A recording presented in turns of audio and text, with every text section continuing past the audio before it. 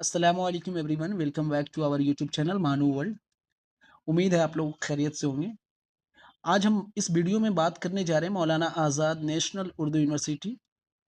जो भी बच्चे polytechnic lateral entry entrance test में आज अपेयर हुए थे 19 मई 2026 को, तो वो लोग अपना OMR शीट के ज़रिए या क्वेश्चन पेपर के ज़रिए आप लोग आंसर की को मैच कर सकते हैं।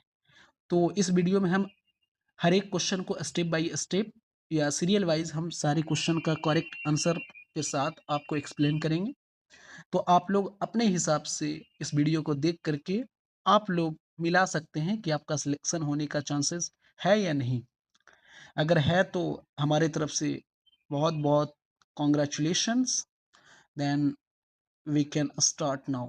ओके, तो सबसे पहले मैं ये देखता हूँ कि पॉलिटेक्निक लेटरल एंट्री का जो भी क्वेश्चन पेपर्स आए थे, तो उसमें जो क्वेश्चंस मौजूद थे वो 2 सेट्स के तरीके से मौजूद थे। मतलब एक साइड जो थे वो पूरा उर्दू लैंग्वेज में मौजूद था, पूरे क्वेश्चंस, जिसमें से 40 क्वेश्चन जो थे वो मैथमेटिक्स का थे और 30 क्वेश्चन फिजिक्स और 30 क्वेश्चन केमिस्ट्री का मौजूद था। तो इसमें 2 लैंग्वेज में थी, उर्दू और इंग्लिश। तो मैं इंग्लिश वाली लैंग्वेज के हिसाब से आपको एक्सप्लेन करूँगा और सीरियल वाइज़ करेक्ट आंसर को मैं बताऊँगा। तो आप लोग उसी हिसाब से अपने आंसर की को मैच कर लीजिएगा। तो सबसे पहले हम मैथमेटिक्स का जो 40 क्वेश्चन था स्टार्टिंग का, हम उसके बारे में डिस्कस करेंगे। तो यहाँ पे जो क्वेश्चन है, first question number 1, which of the following is not an irrational number. तो इसका जो करेक्ट आंसर होगा वो ऑप्शन डी होगा। ठीक है। अब दूसरा जो क्वेश्चन है, if set A equal to 0 1 2 3 4 then it represent. तो ये किसको रिप्रेजेंट करता है? तो होल नंबर्स। ठीक है। तो आंसर इसका जो करेक्ट ऑप्शन होगा वो ए होगा।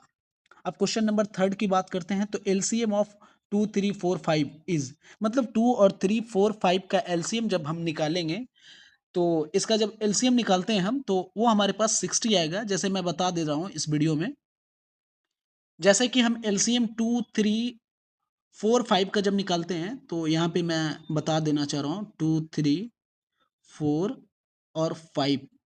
ठीक है। इसका जब एलसीएम हम निकाल रहे हैं, तो सबसे पहले तो 2 से डिवाइड करेंगे इसको हम, है ना।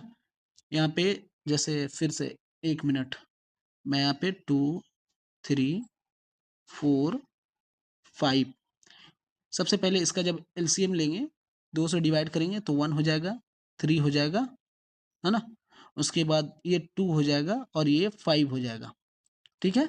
अब इसको मल्टीप्लाई करेंगे, 2 इंटू 3 इंटू 2 इंटू 5। तो इसका जो सॉल्यूशन होने के बाद, मल्टीप्लाई करने के बाद मल्टीप्लिकेशन जो आएगा वो 60 आएगा। तो क्वेश्चन नंबर 3 का जो एलसीएम होगा वो 60 होगा। ठीक है। करेक्ट ऑप्शन जो होगी इसकी वो डी होगा। ओके। अब हम लोग क्वेश्चन नंबर 4 पे चलते हैं। तो क्वेश्चन नंबर 4 जो कह रहा है, for the equation x square minus 2x minus 8 is equal to the value of x। यहाँ पे x का वैल्यू निकालना है। ये क्वाड्रेटिक इक्वेशन का क्वेश्चंस है। तो यहाँ पे जब हम सॉल्व करेंगे इसको क्वाड्रेटिक क्वाड्रेटिक इक्वेशन के हिसाब से, तो इसका जो करेक्ट ऑप्शन आएगा, मैं जल्दी जल्दी इस वजह से बता रहा हूँ कि हमारे पास उतनी अब टाइम नहीं है। आप खुद से अपने हिसाब से प्रैक्टिस करके आप सॉल्व भी कर सकते हैं। मैं सिर्फ आपको करेक्ट ऑप्शन और करेक्ट आंसर बताने की कोशिश करूंगा। तो जो क्वेश्चन नंबर 4 है, for the equation x square minus 2x minus 8 is equal to 0, then the value of x is equal to हो जाएगा -2 और 4। मतलब जो करेक्ट ऑप्शन होगा इसका वो डी होगा। ठीक है। अब क्वेश्चन नंबर 5 पे चलते हैं। The sum of two numbers is 25 and the product is 156, then the numbers. जब दो नंबर का सम जो होगा वो 25 होगा और उसका प्रोडक्ट जो होगा वो 156 होगा, तो वह कौन सी नंबर होगा? तो वह हमारे पास जो करेक्ट ऑप्शन होगा, यानी सी, मतलब 13 और 12 होगा। मतलब 12 होगी और 13 होगा। इसका जो सम होगा वो 25 होता है। जैसे 12 प्लस 13 करने पे ये कितना होता है? 25 होता है। ठीक है। और इसको जब प्रोडक्ट, मतलब 13 12 इंटू 13 जब करते हैं तो इसका जो मल्टीप्लिकेशन होने के बाद 156 आता है, तो इसका करेक्ट ऑप्शन हो जाएगा सी। अब हम लोग क्वेश्चन नंबर 6 पे चलते हैं। इफ, ठीक है, मैं ऐसा करता हूं कि क्वेश्चन नहीं पढ़ता हूं, मैं डायरेक्ट आपको करेक्ट ऑप्शन बता देने की कोशिश करता हूं, ठीक है। तो क्वेश्चन नंबर 6 का जो करेक्ट ऑप्शन होगा वो फिफ्थ होगा, ठीक है, मतलब ऑप्शन डी होगा। अब क्वेश्चन नंबर 7 पे चलते हैं, उसका जो करेक्ट ऑप्शन होगा वो बी होगा। क्वेश्चन नंबर 8 पे चलते हैं, करेक्ट ऑप्शन ए होगा, ठीक है। अब क्वेश्चन नंबर 9 का जो करेक्ट ऑप्शन होगा वो आपका डी हो जाएगा, डी हो जाएगा। अब क्वेश्चन नंबर 10 का करेक्ट ऑप्शन जो होगा वो ए हो जाएगा। क्वेश्चन नंबर 11 का करेक्ट ऑप्शन सी हो जाएगा। क्वेश्चन नंबर 12 का करेक्ट आंसर जो होगा वो डी होगा। क्वेश्चन नंबर 13 का जो करेक्ट आंसर होगा वो डी होगा। उसके बाद क्वेश्चन नंबर 14 का जो करेक्ट ऑप्शन होगा वो बी होगा, इनफाइनाइट होगा। क्वेश्चन नंबर 15 का जो होगा correct option, the area of the circle with the radius 7 centimetre is, तो इसका जो होगा वो ऑप्शन ए होगा। क्वेश्चन नंबर 16 का करेक्ट ऑप्शन डी होगा।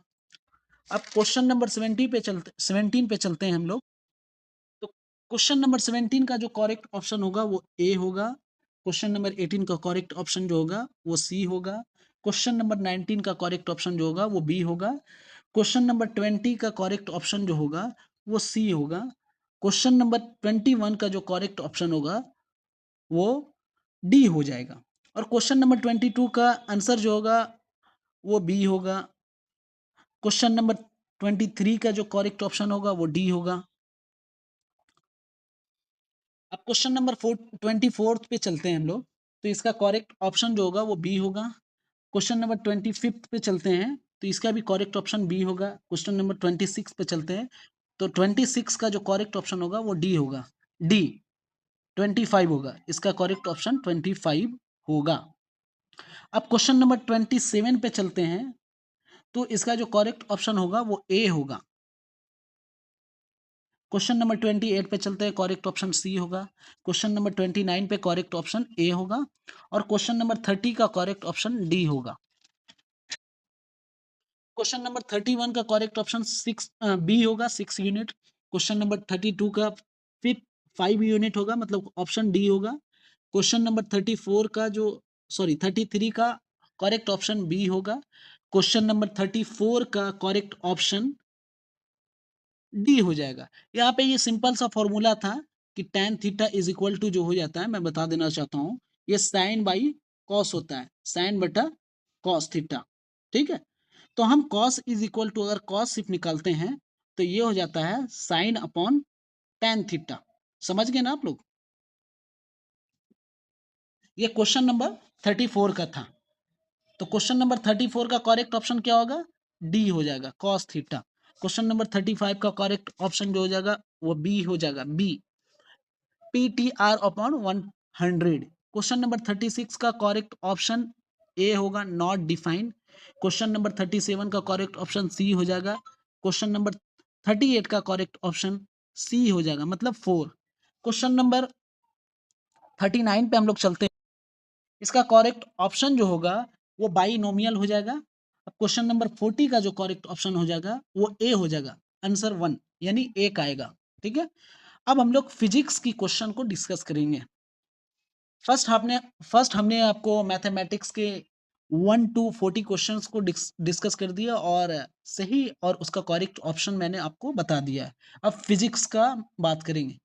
तो 41 में यानी फिजिक्स का पहला नंबर क्वेश्चन स्टार्ट होता है, the unit of time is leap year, यानी सी हो जाएगा आंसर, ठीक है। अब क्वेश्चन नंबर 42 का जो करेक्ट ऑप्शन हो जाएगा डिस्प्लेसमेंट होगा, ठीक है। ये वेलोसिटी का फॉर्मूला है, तो उस हिसाब से जब इसको कैलकुलेट करेंगे या निकालेंगे फॉर्मूले के हिसाब से तो आंसर आपका बी आ जाएगा, मतलब डिस्प्लेसमेंट हो जाएगा। अब क्वेश्चन नंबर 43 का SI unit of force, force का एसआई यूनिट आपको मालूम होना चाहिए कि न्यूटन होता है। अब क्वेश्चन नंबर 44 का जो करेक्ट ऑप्शन होगा वो सी होगा। क्वेश्चन नंबर 45 का करेक्ट ऑप्शन जो होगा वो बी होगा। ये सीधा सीधी फॉर्मूला है, work done is equal to force into acceleration होता है शायद। ये डायरेक्ट वर्क डन का फॉर्मूला आप लगा देंगे तो ये वर्क डन का फॉर्मूला निकालने के बाद आपका बी आंसर हो जाएगा, एफ इंटू एस हो जाएगा।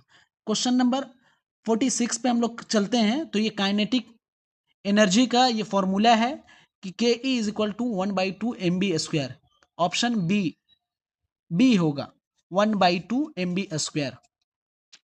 अब क्वेश्चन नंबर 47 पे चलते हैं। तो इसका करेक्ट ऑप्शन जो होगा वो ए हो जाएगा। अब 48 पे चलते हैं। तो इसका सी हो जाएगा, मतलब साउंड जो है can not travel in vacuum, vacuum में साउंड कभी ट्रेवल नहीं कर सकता है, ठीक है।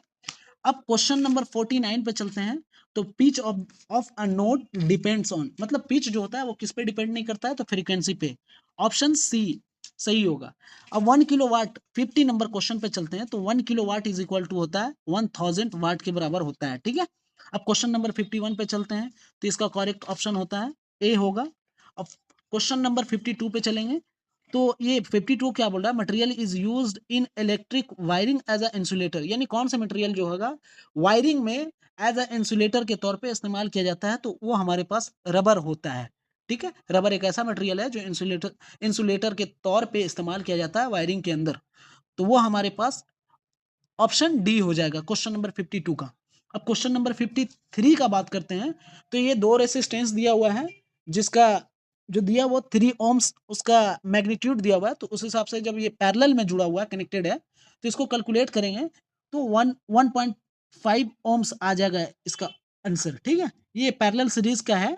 जब इसका फॉर्मूला के हिसाब से कैलकुलेट करेंगे कि दो रेसिस्टेंस है जिसका मैग्नीट्यूड 3 यूनिट्स है, 3 ohms है, फॉर्मूला लगा के जब कैलकुलेट करेंगे तो बी आंसर आ जाएगा इसका, ठीक है, यानी 1.5 ohms। अब question number 54, unit of voltage क्या होता है, तो सीधा सीधी यूनिट ऑफ वोल्टेज जो होता है वो वोल्ट होता है। आंसर ए हो जाएगा 54 का। अब हम बात करेंगे क्वेश्चन नंबर 55। तो इसका जो करेक्ट ऑप्शन हो जाएगा वो बी हो जाएगा, बी हो जाएगा 50 वोल्ट, ठीक है। अब question number human I consist of, तो ये हो जाएगा हमारे पास ऑप्शन ए यानी कॉन्वेक्स लेंस 56 का। उसके बाद 57 क्या बोल रहा है, SI unit of electric charge. तो इलेक्ट्रिक चार्ज का एसआई यूनिट आपको मालूम होना चाहिए, यानी कूलम होता है, ठीक है। करेक्ट ऑप्शन सी होगा। उसके बाद 58 का बात करते हैं। तो magnetic field can be detected by, यानी मैग्नेटिक फील्ड हम लोग किस चीज से डिटेक्ट करते हैं या मेजर करते हैं, तो वो मैग्नेटिक कंपास से हम लोग डिटेक्ट करते हैं, मालूम करते हैं, ठीक है। उसके बाद 59 का हो जाएगा करेक्ट ऑप्शन डी हो जाएगा। उसके बाद 60 का जो हो जाएगा ट्रांसफार्मर हो जाएगा, ठीक है। उसके बाद 61 का जो करेक्ट ऑप्शन होगा वो बी होगा। उसके बाद 62 का करेक्ट ऑप्शन ए हो जाएगा, 62 का करेक्ट ऑप्शन ए हो जाएगा। 62 में क्या बोल रहा है, a device convert electrical energy to mechanical energy, मतलब कौन सा डिवाइस जो है वो इलेक्ट्रिकल एनर्जी को यूज करके मैकेनिकल एनर्जी में उसको कन्वर्ट कर देता है। तो सीधा सीधी मोटर, जैसे हमारे घर में जो भी वाटर टैंक के लिए हम लोग पानी जब निकालते हैं तो उसको करंट सप्लाई करते हैं, तो वो हमारे नीचे से प्रेशर लगा करके हमारा वाटर ऊपर टैंकी तक पहुंचाता है, तो इलेक्ट्रिकल एनर्जी को मैकेनिकल एनर्जी में वो कन्वर्ट कर देता है। तो सीधा सीधी ऑप्शन हो गया हमारे पास ए यानी motor. S I unit of capacitance, ये 63 नंबर क्वेश्चन है। कैपेसिटेंस का एस आई यूनिट जो होता है वो फैराड होता है, ठीक है।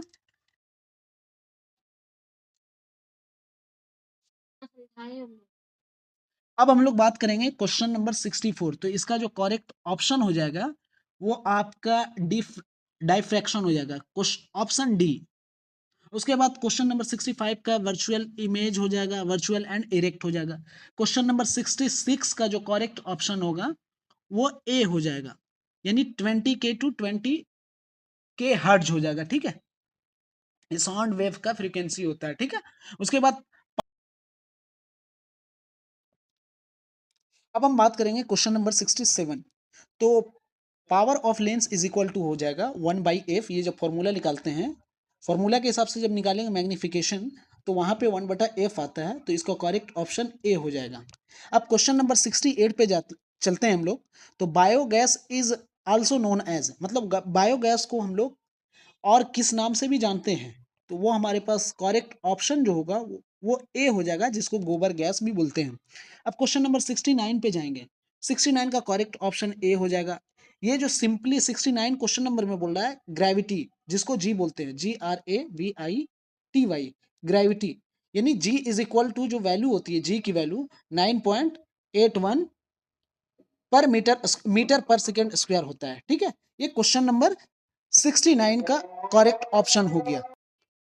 अब हम क्वेश्चन नंबर 70 की बात करते हैं, तो इसका जो करेक्ट ऑप्शन हो जाएगा वो बी हो जाएगा, mechanical engineering, sorry mechanical engineer energy हो जाएगा। ठीक है,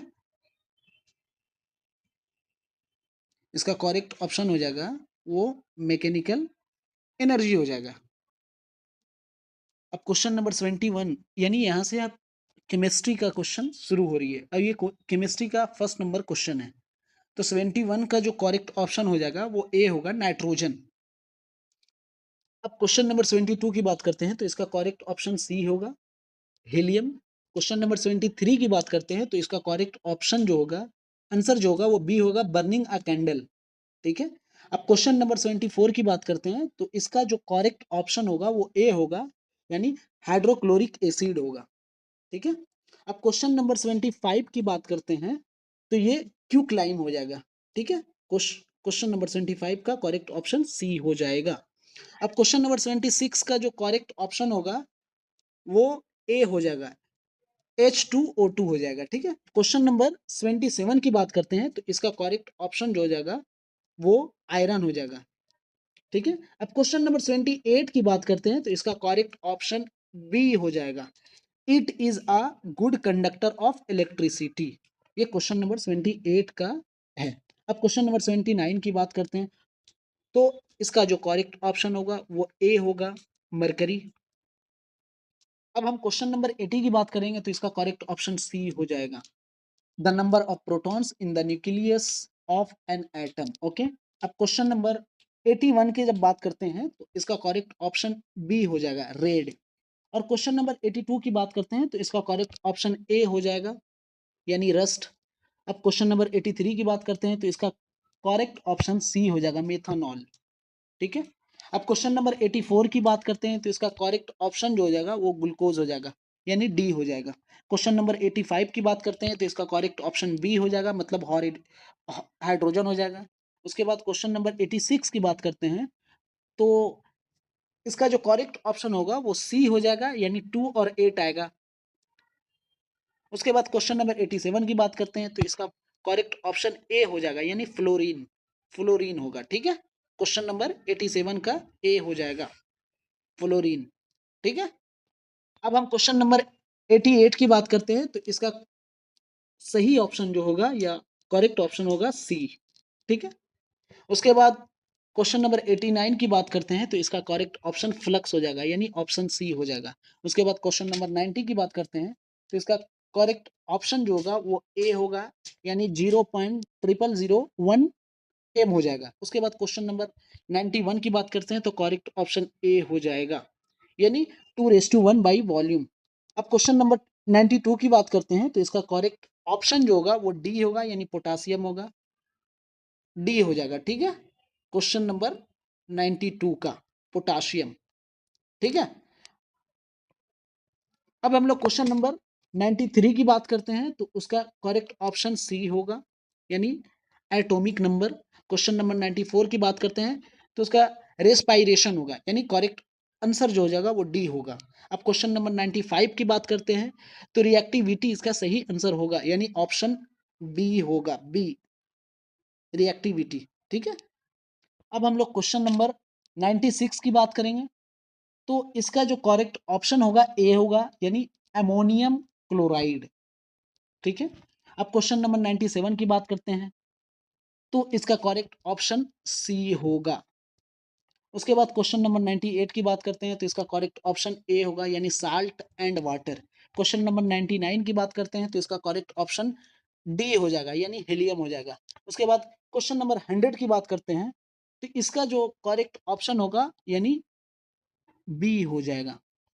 thank you for watching this video, और इस चैनल को आप सब्सक्राइब करें, ताकि मैं आगे की जितनी भी इंफॉर्मेटिव वीडियोस है और जो भी एग्ज़ाम्स के अलग अलग कोर्सेज का हमारे पास अगर आंसर कीज़ अवेलेबल होते हैं, तो मैं आप लोगों के साथ शेयर करूँगा। हमारे चैनल को सब्सक्राइब करें और आगे लाइक और शेयर भी करें। Thank you so much.